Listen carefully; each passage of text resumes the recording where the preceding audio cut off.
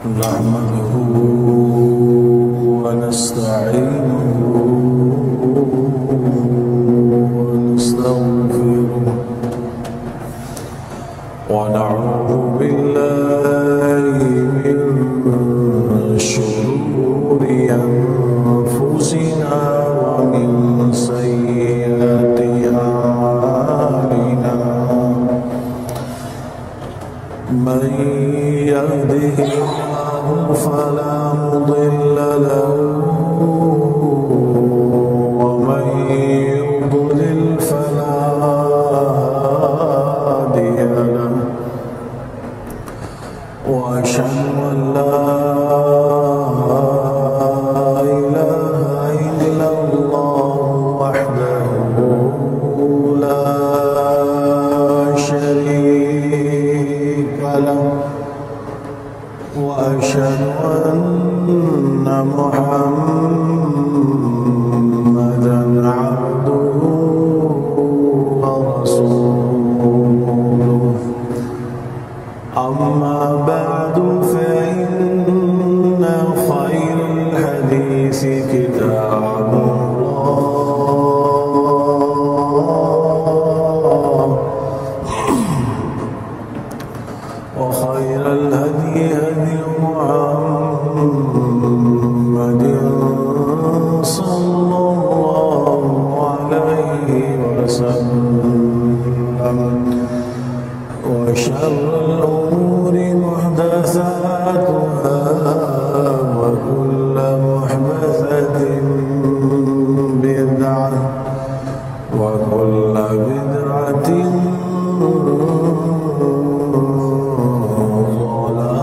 ضلالة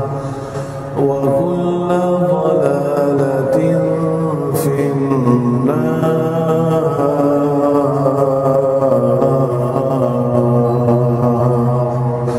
أعوذ بالله السميع العليم من الشيطان الرجيم من همزه ونفخه ونفثه. يا أيها الذين آمنوا اتقوا الله حق تقاته ولا تموتن إلا وأنتم مسلمون. يا أيها الناس اتقوا ربكم الذي خلقكم من نفس واحدة وخلق منها زوجها وبث منهما رجالا كثيرا ونساء واتقوا الله الذي تساءلون به والأرحام إن الله كان عليكم رقيبا. يا أيها الذين آمنوا اتقوا الله وقولوا قولا سديدا يصلح لكم أعمالكم ويغفر لكم ذنوبكم ومن يطع الله ورسوله فقد فاز فوزا عظيما. بسم الله الرحمن الرحيم.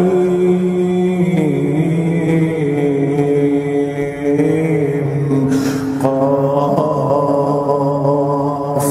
والقرآن المجيد بل عجبوا أن جاءهم منذر منهم فقال الكافرون هذا شيء عجيب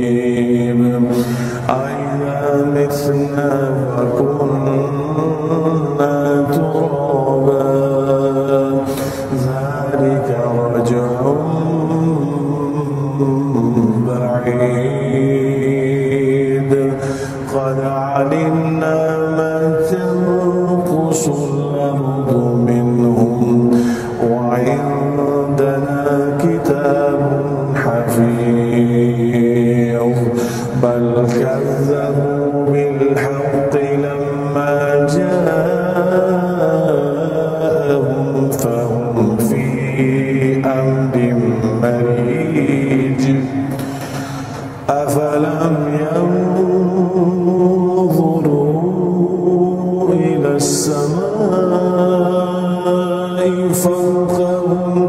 كيف بنيناها وزيناها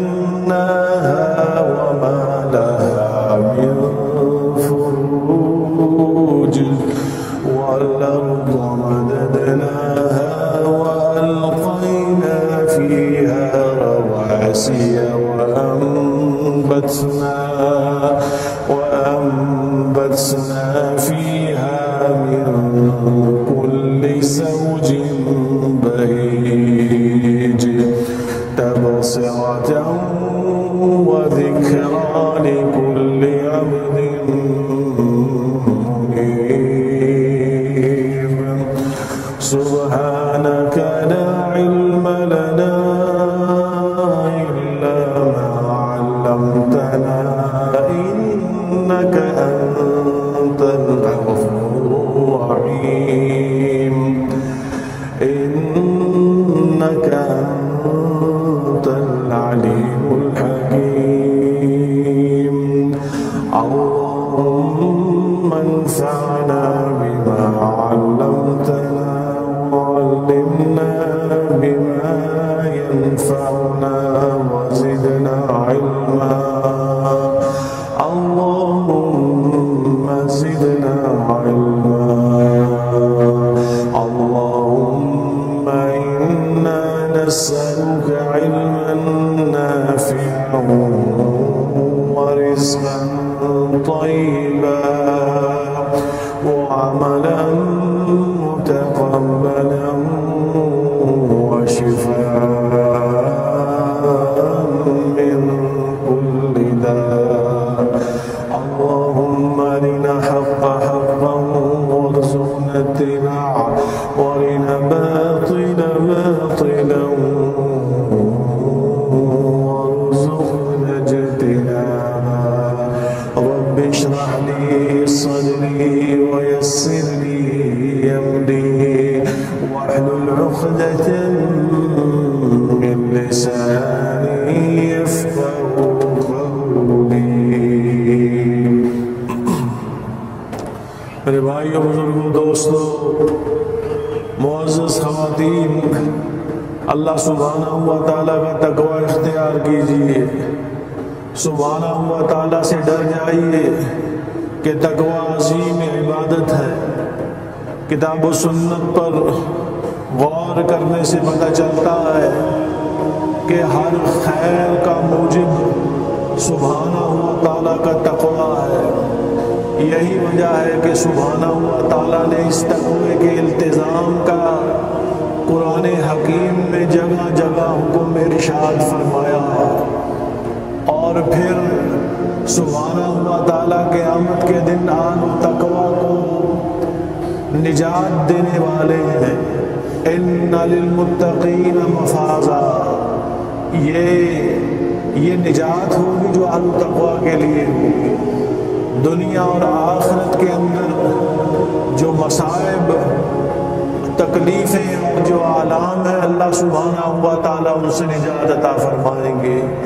دنیا کی تکلیفوں سے نجات عطا فرمائیں گے مرنے کے بعد قبر کی آزمائشوں اور تکلیفوں سے نجات عطا فرمائیں گے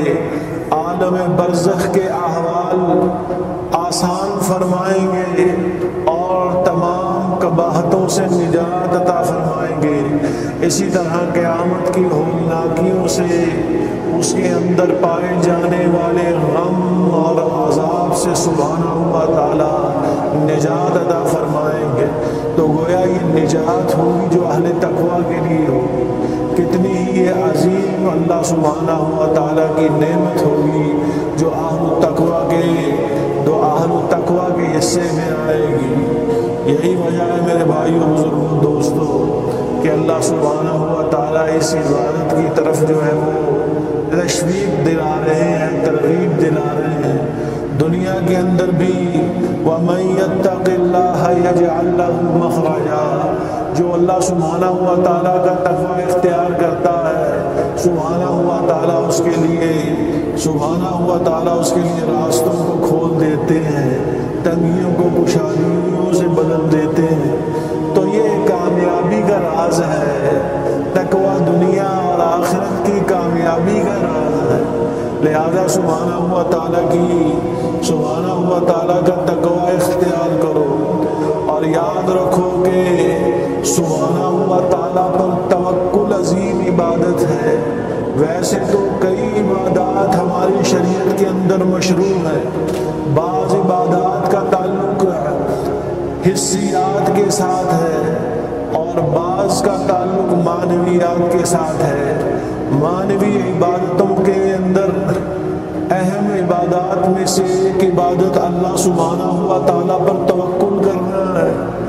یہ سبحانہ ہوا تعالیٰ کی عظیم عبادت ہے، یاد رکھیے۔ بلکہ اللہ سبحانہ ہوا تعالیٰ پر ایمان لانے کے بعد جو انسانی شخصیت کو فوائد حاصل ہوتے ہیں، جو ثمرات حاصل ہوتے ہیں، ان ثمرات میں سے یہ جو توکل عظیم ثمرہ ہے، یہ توکل عظیم نعمت ہے جو انسان کو ایمان کے بعد حاصل ہوتی ہے۔ میرے بھائیوں، بزرگوں، دوستوں، یہی توکل جو ہے یہ توحید کے لوازم میں سے ہے، یعنی توحید اور توکل ایک دوسرے پر لازم اور ملزوم ہے۔ جو شخص اللہ پر توکل رکھتا ہے گویا سبحانہ ہوا تعالیٰ کی توحید پر عمل کرنے والا ہے، اور اسی طرح جو مخلوق پر توکل کرتا ہے وہ مخلوق ہی کے سبوت کر دیا جاتا ہے۔ تو توحید اور توکل کے اندر عظیم نسبت ہے میرے بھائیوں، بزرگوں، دوستوں۔ اور اللہ سبحانہ ہوا تعالیٰ تو اہل ایمان کو حکم ارشاد فرما رہے ہیں کہ وَعَلَى اللَّهِ فَتَوَكَّلُوا إِن كُنتُم مُؤْمِنِينَ، اللہ سبحانہ ہوا تعالیٰ ہی پر توکل کرو اگر تم اللہ سبحانہ ہوا تعالیٰ کے اوپر ایمان لانے والے ہو۔ اللہ سبحانہ ہوا تعالیٰ یہاں پر اپنے ہی کے پر توکل کرنے کا حکم جو ہے ارشاد فرما رہے ہیں۔ توکل سے کیا مراد ہے؟ توکل کی کیا حقیقت ہے؟ حقیقت یہی ہے کہ صدق دل سے اس بات کا عقیدہ رکھنا کہ دنیا اور آخرت کے اندر ہر نفع اللہ سبحانہ ہوا تعالیٰ کے فضل سے ہے، جبکہ دنیا اور آخرت میں آنے والی ہر مصیبت اور ٹلنے والی ہر مصیبت اللہ سبحانہ ہوا تعالیٰ ہی کی طرف سے ہے۔ میرے بھائیوں، بزرگوں، دوستوں، یہی وہ یقین کامل ہے کہ اللہ سبحانہ ہوا تعالیٰ ہی دینے والے ہیں، اللہ سبحانہ ہوا تعالیٰ ہی لینے والے ہیں۔ اللہ سبحانہ ہوا تعالیٰ کے علاوہ نفع نقصان کا کوئی ذمہ دار نہیں ہے، کوئی مالک نہیں ہے۔ یہی وجہ ہے کہ جو شخص اللہ سبحانہ ہوا تعالیٰ پر توکل کرتا ہے، اللہ سبحانہ ہوا تعالیٰ ایسے شخص کے لیے کافی ہو جاتے ہیں۔ جیسے کہ سبحانہ ہوا تعالیٰ کا یہ ارشاد ہے کہ وَمَن يَتَوَكَّلْ عَلَى اللَّهِ فَهُوَ حَسْبُهُ، جو اللہ سبحانہ ہوا تعالیٰ پر توکل کرتا ہے تو اللہ سبحانہ ہوا تعالیٰ اس کے لیے کافی ہو جاتے ہیں۔ اس کے معاملات کے اندر، اس کی معیشت کے اندر، اس کی معاشرت کے اندر، غرض کے اس کی تمام حاجات کو اللہ سبحانہ ہوا تعالیٰ میرے بھائیوں، بزرگوں، اس توکل کی وجہ سے پورا کر دیتے ہیں۔ تو یہی وجہ ہے کہ سبحانہ ہوا تعالیٰ ہی کی طرف تمام امور لوٹنے والے ہیں۔ لہذا انسان کا اپنے تمام معاملات کو اللہ سبحانہ ہوا تعالیٰ کے حوالے کر دینا، سپرد کر دینا، یہی توکل ہے۔ جو شخص اللہ سبحانہ ہوا تعالیٰ پر اعتماد کرتا ہے تو اللہ سبحانہ ہوا تعالیٰ اس معاملے میں اس شخص کے لیے کافی ہو جاتے ہیں۔ یہی وجہ ہے میرے بھائیوں، بزرگوں، دوستوں، اللہ سبحانہ ہوا تعالیٰ کی حکمتیں ہیں۔ جو شخص حوالے کر دیتا ہے یا تو اس شخص کو وہ چیز دے دی جاتی ہے جس کا وہ منتظر ہوتا ہے، یا اللہ سبحانہ و تعالیٰ اس سے وہ چیز روک دیتے ہیں کہ سبحانہ و تعالیٰ کی حکمت اور تدبیر کے منافی ہوتی ہے، یا سبحانہ و تعالیٰ اس کو مؤخر کر دیتے ہیں، اس وقت تک مؤخر کر دیتے ہیں جب تک اللہ سبحانہ و تعالیٰ کی منشا ہوتی ہے، جب تک سبحانہ و تعالیٰ کا مقتضا ہوتا ہے، اور پھر وہ معاملہ جو اللہ سبحانہ و تعالیٰ کے سپرد کیا گیا ہوتا ہے اس کا نتیجہ ایک مناسب وقت کے اوپر ظاہر ہوتا ہے۔ یہی اللہ سبحانہ و تعالیٰ پر توکل کرنے والوں کا میزہ ہے کہ وہ جب سپرد کرتے ہیں تو پھر اللہ سبحانہ و تعالیٰ ہی کے سپرد کر دیتے ہیں، اور پھر سبحانہ و تعالیٰ کے اذن اور فیصلے پر میرے بھائیوں بزرگوں دوستوں راضی ہوتے ہیں۔ اور پھر یہ توکل وہ انعام ہے کہ جس سے لوگوں کے دلوں کو راحت محسوس ہوتی ہے، لوگوں کو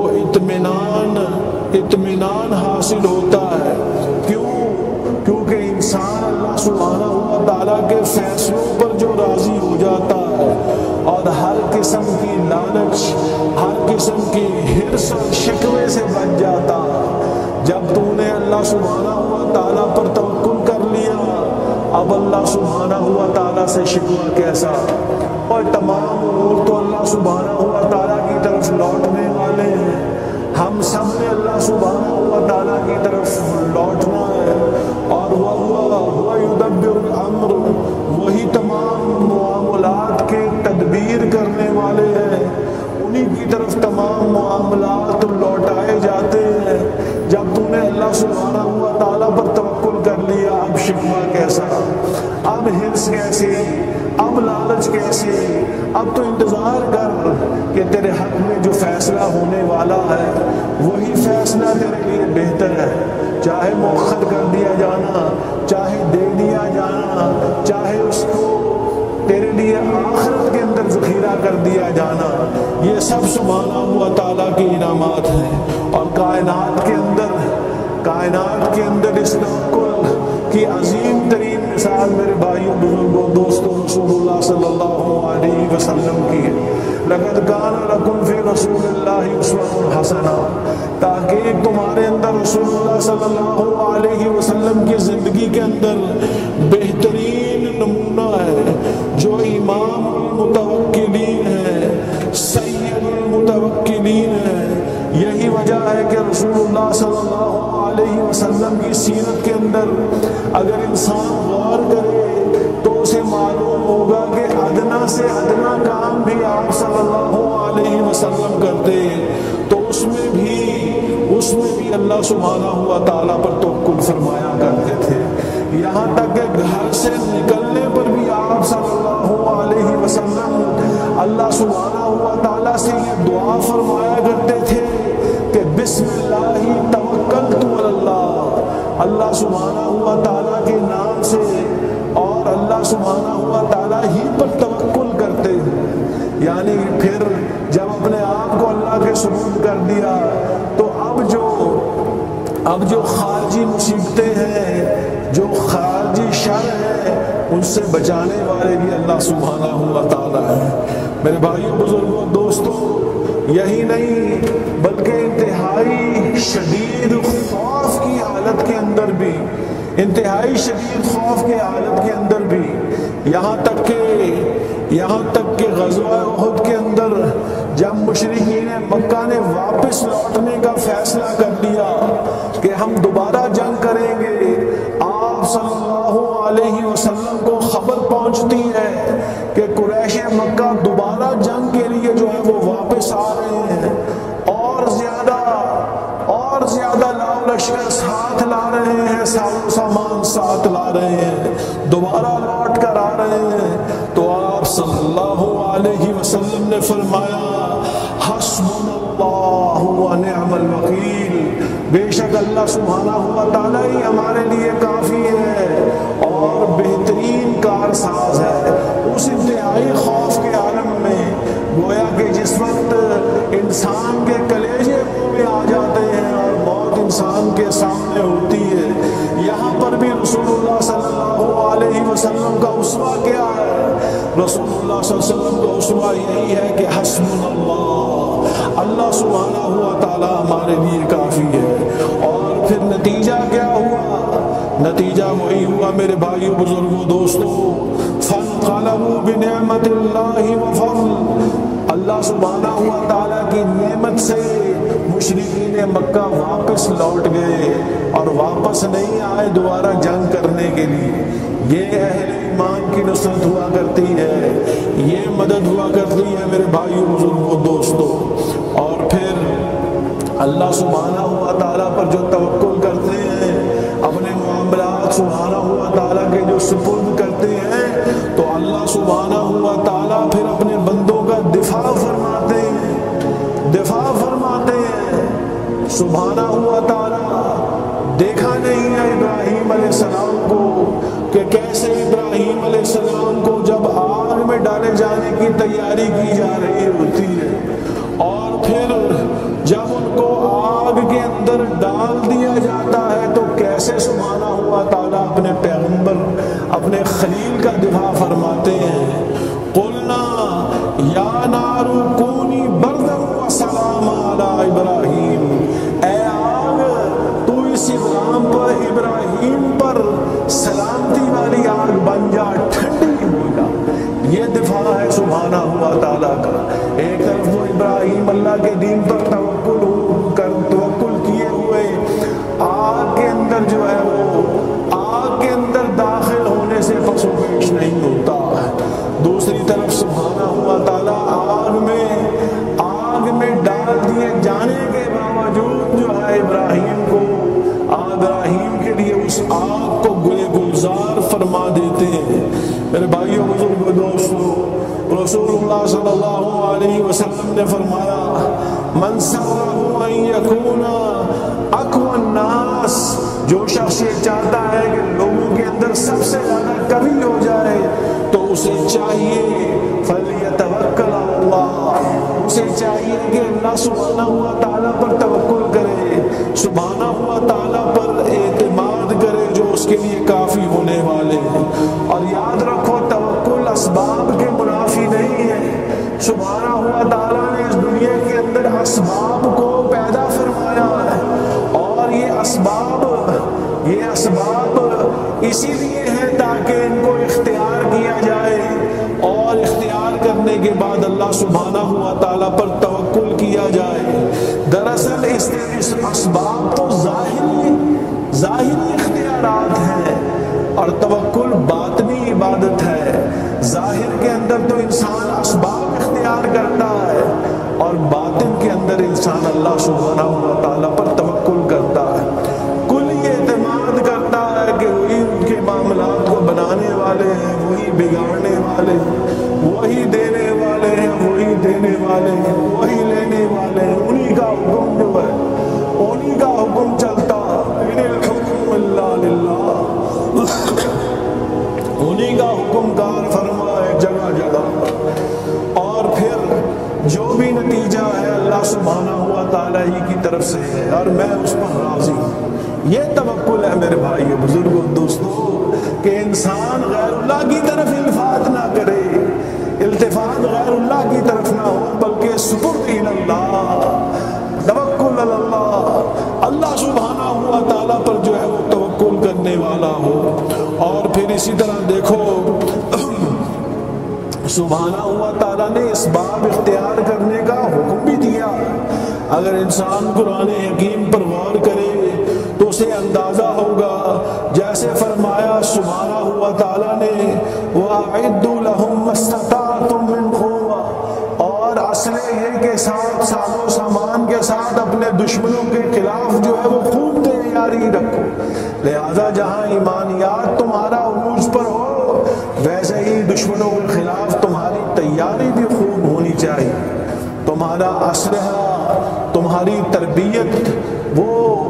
بہترین انداز سے ہونی چاہیے اور ایمانیات کے درجے بھی ایسے ہو جانے چاہیے جس سے انسان کو اللہ سبحانہ ہوا تعالیٰ کی نصرت حاصل ہوا کرتی ہے۔ کیا تم نے دیکھا نہیں ہے کہ سبحانہ ہوا تعالیٰ کی نصرت کو بدر کے اندر کیسے فرشتوں اتر کے ان مشرکین مشرکین کے لشکروں کو جو بڑے ساز و سامان والے تھے تب دیکھ کر دیا، اور حال ہی کے اندر وہ امریکہ جو دنیا کا بادشاہ بنا ہوا تھا اس کو ذلیل و رسوا کر کے یہ دکھا دیا ہے، جو اتنے بڑے نیک کی وجہ ہے میرے بھائیوں بزرگوں دوستوں۔ حالانکہ توکل انسان اللہ سبحانہ و تعالیٰ پر کرتا ہو، معاملات سپرد کرنے والا ہو تو اللہ سبحانہ و تعالیٰ کی نصرت جو ہے وہ آیا کرتی ہے۔ اسی طرح فرمایا فَإِذَا قُضِيَتِ الصَّلَاةُ فَانتَشِرُوا فِي الْأَرْضِ، جب تم نماز کو مکمل کر دو تو زمین کے اندر پھیل جاؤ، بیٹھے نہ رہو مسجد کے اندر ٹیک لگائے، بلکہ وَابْتَغُوا مِن فَضْلِ اللَّهِ، اللہ سبحانہ و تعالیٰ کا فضل تلاش کرو، رزق تلاش کرو، باہر جا کر کام تلاش کرو، اور جو جو فن تمہیں دیا ہے اس فن کو استعمال کرتے ہوئے اپنے رزق کو تلاش کرو، اور اللہ سبحانہ و تعالیٰ پر توکل کرو۔ اللہ سبحانہ و تعالیٰ ہی دینے والے، وہی دینے والے، تو لہٰذا یہاں بھی اسباب اختیار کرنے کا حکم دیا جا رہا ہے۔ وَابْتَغُوا مِن فَضْلِ اللَّهِ، اللہ سبحانہ و تعالیٰ کے فضل کو، اللہ سبحانہ و تعالیٰ کے فضل کو تلاش کرو۔ میرے بھائیوں بزرگوں دوستوں، اس عبادت کو ہم مت جانو۔ رسول اللہ صلی اللہ علیہ وسلم نے فرمایا کہ میری امت میں سے 70,000 لوگ جو ہیں، 70,000 لوگ بغیر حساب کتاب کے جو ہے ان کو جنت میں داخل کیا جائے گا۔ اور کون لوگ ہوں گے؟ جہاں دیگر صفات کا جو ہے وہ ذکر کیا گیا ہے، لا یسترقون ولا یتطیرون، اور انہی کے ساتھ ساتھ یہ بھی ذکر کیا گیا ہے کہ وعلی ربہم یتوکلون، نہ وہ جھاڑ پھونک کرنے والے ہوں گے، تعویذ گنڈے کرنے والے،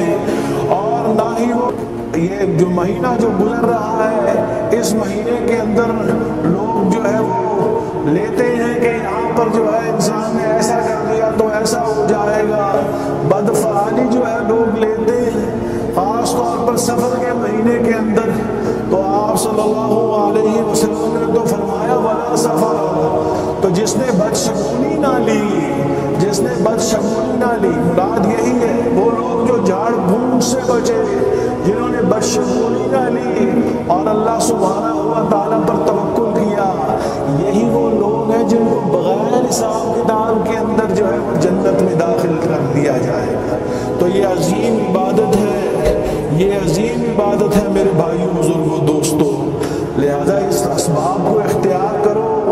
لیکن ان کی نسبت سبحانہ ہوا تعالیٰ ہی کی طرف ہونی چاہیے۔ تمہارا دل اللہ سبحانہ ہوا تعالیٰ کی طرف لگا ہونا چاہیے، اور جو اللہ نے تمہیں توفیق دی ہے، جو محنت تم کر سکتے ہو اپنے آپ کو اس محنت کے اندر لگا دو، تو یقیناً تمہاری نصرت اللہ سبحانہ ہوا تعالیٰ نے اس کا وعدہ فرمایا، اور وہ اپنے بندوں کو تنہا نہیں چھوڑتے ہیں۔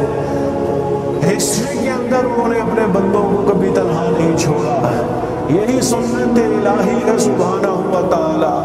کہ آپ اپنے بندوں کی نصرت فرمایا کرتے ہیں، لہٰذا اللہ سبحانہ ہوا تعالیٰ پر توکل کرو، اللہ سبحانہ ہوا تعالیٰ پر توکل کرو کہ یہ عین عبادت اور عظیم عبادت ہے۔ وآخر دعوانا ان الحمد للہ رب العالمین۔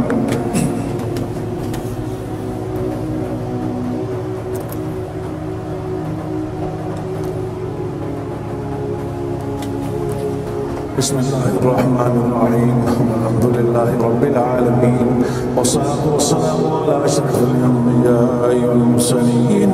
نبینا محمد وعلی آلہ وصحبہ اجمعین، ومن تبعهم بإحسان الی یوم الدین۔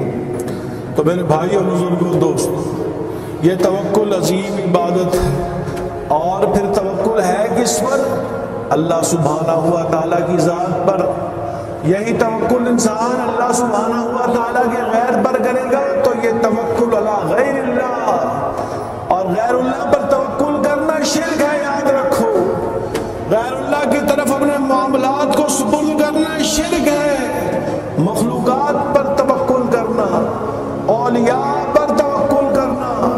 صالحین پر توکل کرنا، چاہے وہ زندہ ہو یا مردہ ہو، انسان کہے کہ یہ فلان میری بگڑی بنانے والا ہے، یہ میری بگڑی بنانے والا ہے، حالانکہ بگڑی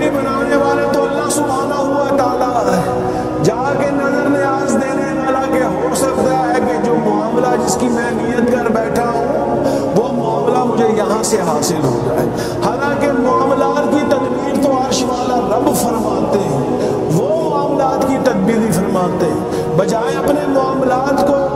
ان کے حوالے کرنے کے لیے کسی قبر والے کے حوالے کراتا اور کسی زندہ پیر کے حوالے کراتا۔ تو یہ کیا ہے؟ یہ تو عبادت ہے۔ تمہیں تو اپنے معاملات کو اللہ تعالیٰ کے سپرد کرنے کا حکم دیا جا رہا، جبکہ تم جا کر اس کی نسبت کسی اور کی طرف کر دیتے ہو، مخلوق کی طرف کر دیتے ہو۔ یہ حرام ہے میرے بھائیوں، بزرگوں، دوستوں۔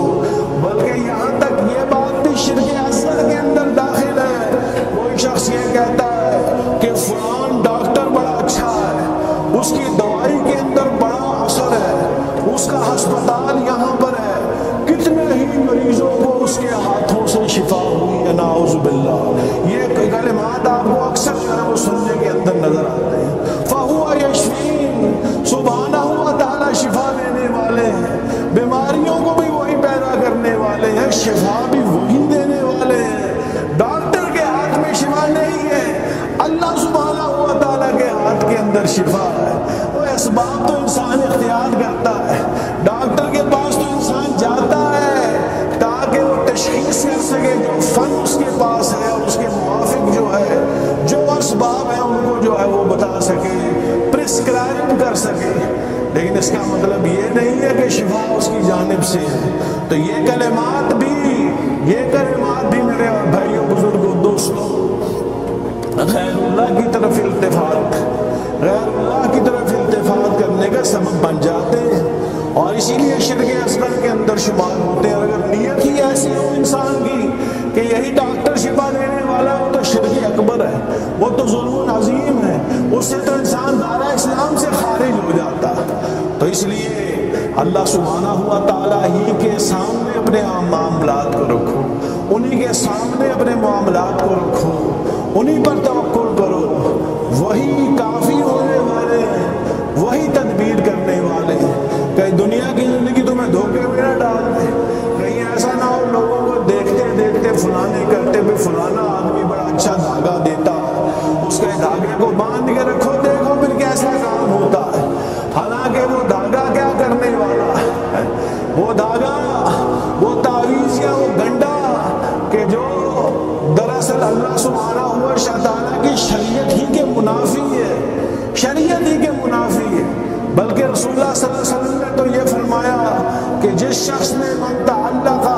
جس شخص نے اس کو باندھا گویا ایسا ہی ہے اس نے اللہ سبحانہ ہوا تعالیٰ کے ساتھ شریک جو ہے وہ ٹھہرایا۔ گویا تمہارا توکل اللہ کی ذات پر نہیں بلکہ اس چمڑے کی تھیلی کے اوپر ہے جس کو تم نے اپنے دل سے باندھا ہوا ہے، اور اس کے اندر جو ہے وہ لا مالا کیا لکھا ہوا ہے اللہ ہی جانتا ہے۔ قرآن حکیم کی آیات بھی لکھی ہوئی ہو تو قرآن حکیم کے پڑھنے سے فائدہ ہے یا اس کے گلے میں لٹکانے سے فائدہ ہے؟ شہد کی بوتل کو اگر گلے سے لٹکا لیا جائے وہ تمہارے جسم کے اندر کیا فائدہ دے گا جب تک تم شہد کو پیو گے نہیں؟ تم قرآن پڑھتے نہیں، قرآن جانتے نہیں، خطاب سے واقف نہیں ہو، اور پھر کہہ دو کہ یہ گلے میں لٹکایا ہوا تمہیں کلمہ جو ہے سبحانہ ہوا تعالیٰ کا یہ تمہیں کوئی فائدہ دے دے گا؟